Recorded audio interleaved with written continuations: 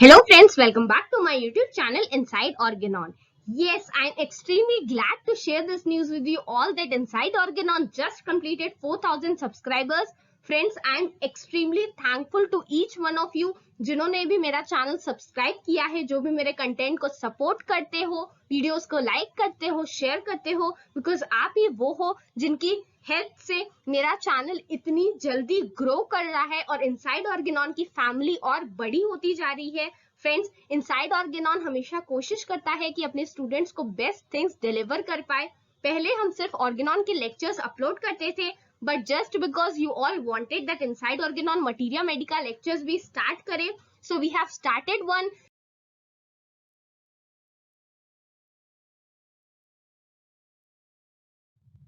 So friends, today's remedy is ammonium carbonicum.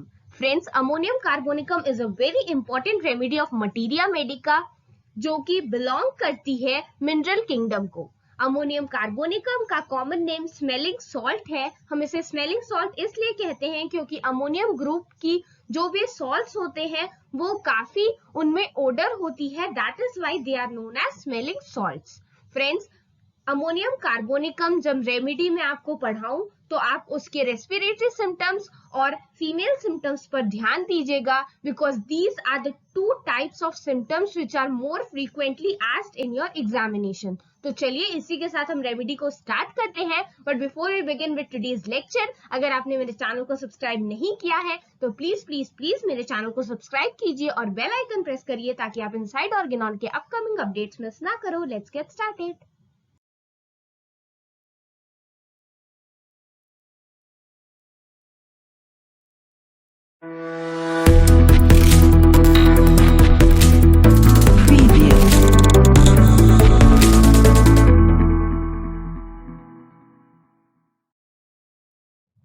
So friends, let's start discussing ammonium carbonicum. Hemorrhagic diathesis, fluid blood and degeneration of red blood corpuscles, ulceration tend to gangrene. So यहाँ पर लिखा हुआ है hemorrhagic diathesis. Now what do you understand by hemorrhagic diathesis? Hemorrhagic diathesis का मतलब होता है जो पेशेंट होगा अमोनियम कार्बोनिकम का, he or she will have tendency to develop hemorrhage very soon. उसको हेमरेज डेवलप होने की टेंडेंसी बहुत फास्ट होगी। उनमें डीजनरेशन देखा जाता है आरबीसीज का।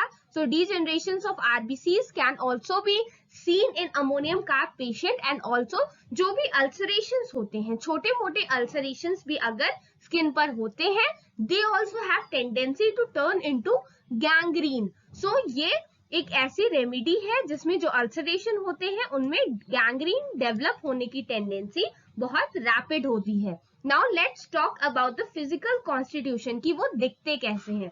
सो stout fleshy women with various troubles in consequence of leading a sedentary life. So यहाँ पर क्या लिखा हुआ है, इसकी जो पर्सन होगी, जो फीमेल होगी, वो काफी स्टाउट और फ्लैशी होगी। Fleshy that means muscular with various troubles in consequences of leading a sedentary life. इसकी जो प्रॉब्लम होगी वो सारी sedentary life की वजह से होगी। प्रॉब्लम्स या फिर जो भी ट्रबल्स है इसकी लाइफ में वो है because of leading a sedentary life. So various troubles in consequences of leading a sedentary life. Delicate women who have smelling bottle continually at hand readily catch cold in winter. तो यहाँ पर क्या लिखा हुआ है, जो डेलिकेट वुमेन्स होंगी ammonium carb की, वो they will have smelling bottle. What is the meaning of smelling bottle? This denotes the perfume और फ्रेग्रेंसेस. सो जो अमोनियम कार्बोनिकम की पेशेंट होती है उसे परफ्यूम्स का, डिओड्रेंट्स का बहुत ज्यादा शौक होता है। Continually in hand readily catch cold in winter. इसका जो पर्सन होता है he or she readily catches cold in winter, मतलब वो कोल्ड के लिए बहुत ज्यादा ससेप्टेबल होता है। सो यहाँ पर हमें दो इंपॉर्टेंट पॉइंट मिले, that women who must have smelling bottle in hand, ये वाला point, and also readily catch cold in winter. Now moving on, children, बच्चे कैसे होंगे इस रेमेडी के? Children dislike washing. फ्रेंड्स, मैंने अमोनियम कार्बोनिकम एंटीमोनियम क्रूडम अभी तक आपके साथ डिस्कस नहीं की है एंड हमने सल्फर भी नहीं पढ़ी है। ये दोनों रेमेडीज के जो पेशेंट होते हैं इन्हें भी वॉशिंग बिल्कुल पसंद नहीं होती। और सिमिलरली अमोनियम कार्बोनिकम का भी जो बच्चा होता है, he dislikes washing. Moving on, loses breath when falling asleep। जब भी ये सोता है तो इसको लगता है कि इसे सांस नहीं आ रही। So loses breath when falling asleep, must awaken to get breath. और वो फिर उठ के सांस लेने की कोशिश करता है। दैट मीन्स जैसे ही वो लेटेगा उसे लगेगा कि उसे सांस आना बंद हो गई है और वो फिर उठ जाता है सिर्फ सांस लेने के लिए। ये चीज लेकेसिस में भी देखने को मिलती है। Moving on, ill humour during wet और stormy weather. So ill humour का क्या मतलब होता है? दैट मीन्स इसको वो चीज पसंद नहीं है। सो ये पर्सन जो होता है इसको वेट और स्टॉर्मी वेदर बिल्कुल पसंद नहीं होता। सो फिर यहाँ पर लिखा हुआ है ill humour, that means wet and stormy weather इसको पसंद नहीं होता, डिसलाइक्स वेट और stormy weather. Now talking about the particulars, headache, sensation of fullness as if forehead would burst। इसको sensation होती है fullness की, इसको सर लगता है, ये इसका सर बिल्कुल भरा हुआ है, बहुत भारी है और इसको लगता है कि इसका जो forehead है would burst, इसका सर फट जाएगा। ये चीज हमें बेलाडोना में भी देखने को मिलती है। Now nose bleed, what is nose bleed? Epistaxis हमें इस रेमेडी में देखने को मिलेगी और कब मिलेगी? When washing the face and hands in the morning. इसका पर्सन जो होता है वो जब भी फेस वॉश करेगा या फिर हैंड्स को वॉश करेगा इन द मॉर्निंग, तो उस टाइम हम एपिस्टैक्सिस इस रेमेडी में देख सकते हैं। एंड एपिस्टैक्सिस भी हमें ज्यादातर लेफ्ट नॉस्ट्रल से देखने को मिलती है। And after eating, so after eating भी हमें एपिस्टैक्सिस देखने को मिल सकती है। ओजीना क्या होता है? ओजीना एक तरह का फीटेड नेजल डिस्चार्ज होता है। सो यहाँ पर लिखा हुआ है ozaena, blowing bloody mucus from the nose. Friends, it is very true and it is easy to understand that जब भी अगर नोज में ब्लडी म्यूकस होगा तो जो ब्रेथ होगी या फिर जो नेजल डिस्चार्ज होगा वो काफी फीटेड होगा, उसमें से अच्छी स्मेल नहीं आएगी। So ozaena, blowing bloody mucus from the nose frequently. इसका जो पर्सन होता है वो ब्लो करता रहता है bloody mucus from the nose. That means जब भी म्यूकस का डिस्चार्ज होगा उसकी नोज से वो काफी ब्लडी होगा and that discharge will also be very frequent. Moving on, blood rushes to the tip of the nose when stooping. अगर ये पर्सन स्टूप करना मतलब क्या होता है? झुकना होता है, झुक कर बैठना। तो जब भी इसका पर्सन झुक कर बैठता है तो ब्लड क्या करता है? Blood rushes to the tip of the nose. Moving on, stoppage of nose mostly at night. इसका जो पर्सन होता है इसकी नोज स्टॉप हो जाती है and mostly at what time? Mostly at night. So ये पॉइंट भी बहुत ज्यादा इंपॉर्टेंट है that stuffness of nose is observed, stoppage of nose is observed and mostly at night. Night के टाइम ऐसा होता है। Must breathe through the mouth, a keynote even in diphtheria. So यहाँ पर लिखा हुआ है कि इसको लगता है कि इसकी नाक बंद हो गई है, नोज ब्लॉक्ड हो गई है और उसकी वजह से इसको माउथ से ब्रीदिंग करनी पड़ती है। सो यहाँ पर लिखा हुआ है that must breathe through the mouth. This is a very important point.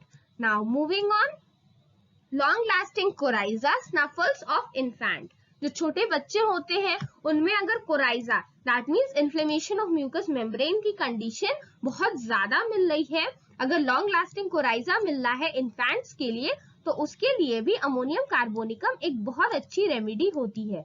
Also friends, यहाँ पर इसे कंपेयर करने के लिए लिखा है हिपरसल्फ से, नक्स एंड ऑल द रेमेडीज। तो आप चाहें तो इन सब से भी इसे कंपेयर कर सकते हो।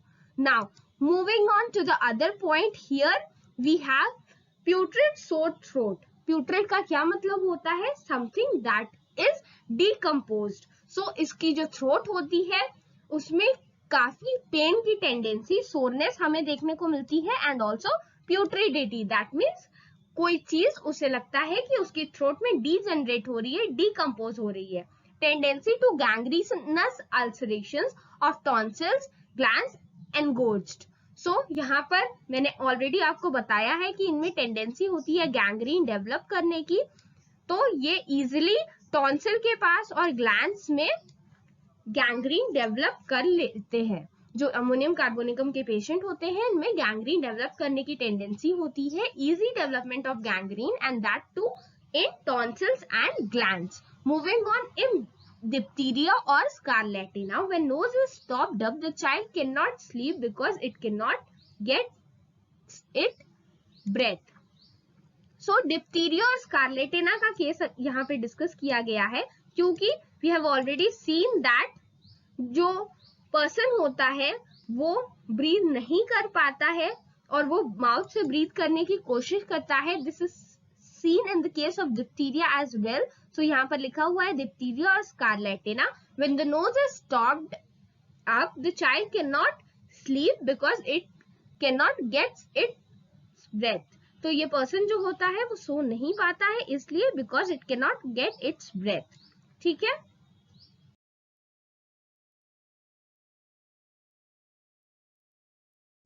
Now moving on, cholera-like symptoms at commencement of menstruation. Friends, जो अमोनियम कार्बोनिकम का पेशेंट होता है इसको cholera-like symptoms includes vomiting, nausea, ये सारी कंडीशन देखने को मिलती है. So cholera-like symptoms at the commencement of menses. As soon as the menses will start, इसके पर्सन को nausea, vomiting और cholera-like symptoms हमें देखने को मिल सकते हैं. फ्रेंड्स, कॉलेरा के ट्रायो में और भी मेडिसिन हैं जैसे विराट्रम एल्बम हो गई, कैम्फर हो गई, ये सारी वो रेमेडीज हैं जो कि जिनमें कॉलेरा हमें देखने को मिलता है. Now as I have already told you that female symptoms are also very important, so let's discuss few of them. Here it is mentioned menses too early, profuse, preceded by gripping colic. So इसका जो menses का condition होती है, menses काफी early आता है, काफी profuse होता है flow and preceded by griping colic. After the menses क्या देखने को मिलता है? Griping colic. Now what is colic? Colic is a type of abdominal pain और ग्रिपिंग दैट मींस इसके पर्सन को फील होगा as if someone has gripped the abdomen या फिर कोई टाइटली एब्डोमेन को होल्ड कर रहा है. एक्रिड, जो मेंसेस होते हैं वो एक्रिड होते हैं. एक्रिड डिस्चार्ज क्या होते हैं? एक्रिड मेंसेस वो होते हैं जो कि जिस भी एरिया से पास करते हैं उस पार्ट को एक्सकोरिएट कर देते हैं, रिमूव कर देते हैं. देखिए यहाँ पे आगे लिखा हुआ है मेक्स द थाई सोर, इसीलिए ये पॉइंट यहाँ पर मेंशन किया गया है दैट इसके जो मेंसेस होते हैं जिनके बारे में हम अभी बात कर रहे हैं ये मेक्स द थाई सोर. दैट मीन्स ये क्योंकि एक्रिडिटी हमें यहाँ पर देखने को मिलती है तो इसीलिए ये जो थाइस है उनको सोर कर देते हैं.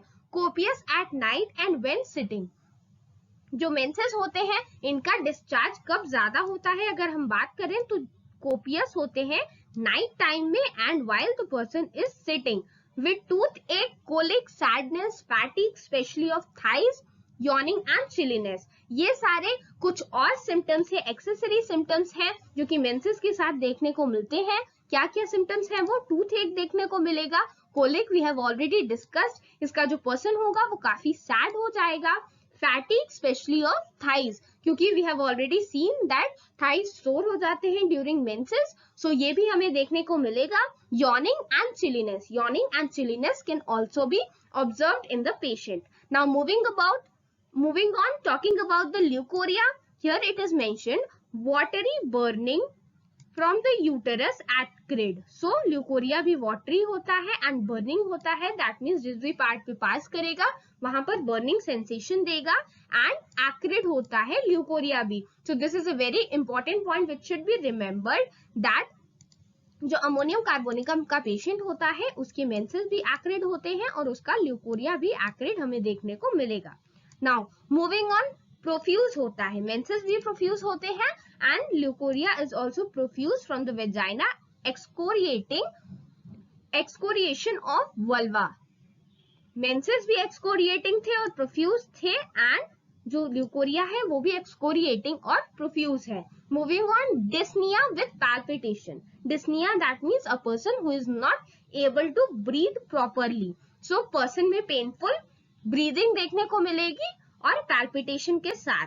This is very understood that एक पर्सन है जो अच्छे से सांस नहीं ले पाएगा, हमें उसमें पैल्पिटेशन भी देखने को मिल सकता है. वर्स बाय एक्सर्शन और on ascending even few steps, worse in warm room. So worse by exertion, अगर ये बहुत ज्यादा काम करेगा, एक्सर्शन करेगा या फिर थोड़ा भी चलेगा तो उसकी वजह से इसकी प्रॉब्लम बढ़ जाएगी, और वार्म रूम में भी इसकी प्रॉब्लम बढ़ती है. So this is what is mentioned about aggravation in this point. Now moving on, one of the best remedies in emphysema. Emphysema की condition के लिए ये एक बहुत अच्छी remedy है, ammonium carbonicum. Moving on, I have already told you that the respiratory symptoms are very important. So यहाँ पे कफ के बारे में डिस्कस किया गया है, that इसका जो कफ होता है वो ड्राई होता है और ये थ्रोट को टिकल करता है as from dust. इसके पर्सन को लगेगा कि अंदर कुछ डस्ट है जिसकी वजह से इसके थ्रोट में टिकलिंग देखने को मिलती है. Every morning from 3 to 4 AM. This is the time at what mostly the tickling sensation can be observed. So every morning it is observed from 3 AM to 4 AM. Moving on, here we have condition of panorrhesium which is also mentioned here. और यहाँ पे deep seated, यहाँ पे ammonium carbonicum के patient में हमें deep seated periosteial pain भी मिल सकता है. Periosteial pain that means जो बोन है उसकी साइड वाले एरिया में जो पेन देखने को मिलता है, that is known as periosteal pain. Body red as from scarlatina. इसका जो पर्सन होता है इसकी बॉडी में रेड रैशेस हमें देखने को मिल सकते हैं. मैलिग्नेंट स्कारलेटिना की कंडीशन भी हमें देखने को मिल सकती है विद डीप स्लीप. स्ट्रीटस ब्रीदिंग भी हम इसमें ऑब्जर्व कर सकते हैं. सो इसका जो पर्सन होता है हमें इसमें डीप स्लीप और स्ट्रीटस ब्रीदिंग भी ऑब्जर्व हो सकती है. मूविंग ऑन, मिलियरी रैश भी हमें देखने को मिल सकता है. Developed eruption from defective vitality threatened paralysis of brain. So इसके जो पर्सन होता है इसमें ब्रेन पैरालिसिस होने की चांसेस बहुत ज्यादा होती है. So basically we have seen that ammonium carbonicum में हिमरेज डेवलप करने की टेंडेंसी बहुत ज्यादा है एंड ऑल्सो ही और she has threatened paralysis of brain. Moving on, let's talk about few of the general modalities. Friends, ये aggravation का symbol है और ये एमिलियोरेशन का सिंबल है. तो चलिए अब हम डिस्कस करते हैं. यहाँ पर लिखा हुआ है cold wet weather, wet poultices from washing during menses. So इसका जो पर्सन होता है इसको कोल्ड से प्रॉब्लम थी. We have already seen that ये इजिली करता है क्या, takes cold. And wet weather जो पर्सन था हमने पहले ही स्लाइड में पढ़ा था दैट उसको वेट वेदर से प्रॉब्लम बढ़ जाती है. Ill humour during wet weather. Also from washing, we have already seen that इसका जो पर्सन होता है इसको वॉश करना, नहाना, बाथिंग बिल्कुल पसंद नहीं होती. सो फ्रॉम वॉशिंग भी इसकी प्रॉब्लम एग्रेवेट करेगी. And during menses we have already seen that जो इसकी ट्रबल्स होती है, टूथ एक देखने को कहे, कोलिक देखे, कई सारी चीजें हमें मेंसेस के दौरान देखने को मिलती है. Now talking about the amelioration, here it is mentioned that lying on the abdomen. जैसे एसिटिक एसिड फ्रेंड्स हमने ऑलरेडी डिस्कस की हुई है, वो मैं आई लिंक पे शेयर कर रही हूँ, आप उसे विजिट करिएगा अगर आपने अभी तक नहीं पढ़ी है तो एसिटिक एसिड का जो पेशेंट होता है वो जब भी लाई करता है अब्डोमेन में, that means on the prone position, उसे आराम मिलता है. And on the painful side, जब भी ये पेनफुल साइड पे लाई करेगा तब भी इसे आराम मिलेगा. जस्ट लाइक पल्सर पेशेंट, जैसे कि पल्सर के पेशेंट को on lying on the painful side से आराम मिलता है, इससे भी आराम मिलता है. And in dry weather, wet weather से क्योंकि एग्रेवेशन है, सो ड्राई वेदर से अमोनियम कार्बोनिकम के पेशेंट को आराम मिलता है. So friends, this is all about today's remedy, ammonium carbonicum. I hope I have made everyone understand. अगर आपको इससे रिलेटेड कोई भी डाउट हो तो आप मुझसे कमेंट सेक्शन में पूछ सकते हैं. फ्रेंड्स, प्लीज मेरे वीडियो को लाइक कर दीजिए because this will take just a second to like the video. But आपके लाइक से मुझे बहुत ज्यादा इंस्पिरेशन मिलती है ताकि मैं और ज्यादा वीडियोस अपलोड कर पाऊँ. ऑल्सो अगर आप मेरे चैनल पे पहली बार विजिट कर रहे हो तो प्लीज प्लीज प्लीज इसे सब्सक्राइब करिए और अपने फ्रेंड्स के साथ शेयर करिए ताकि आप इनसाइड ऑर्गेनॉन की फैमिली का पार्ट बन पाओ. Thank you.